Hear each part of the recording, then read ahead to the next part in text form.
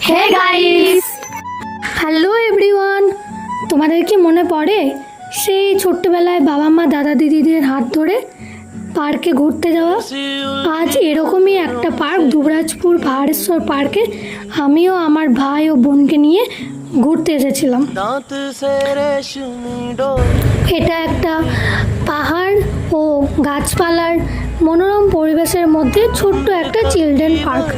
আমিও বোনের সাথে একটু খেলে নিলাম।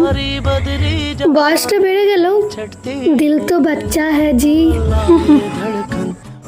এই যে বসার জায়গাটা দেখছো, এখানে আমার স্কুল লাইফে আমার বান্ধবীদের সাথে কত আড্ডা করেছি, সেই সব ভাবলেই এখন খুব মন ভারাক্রান্ত হয়ে যায়।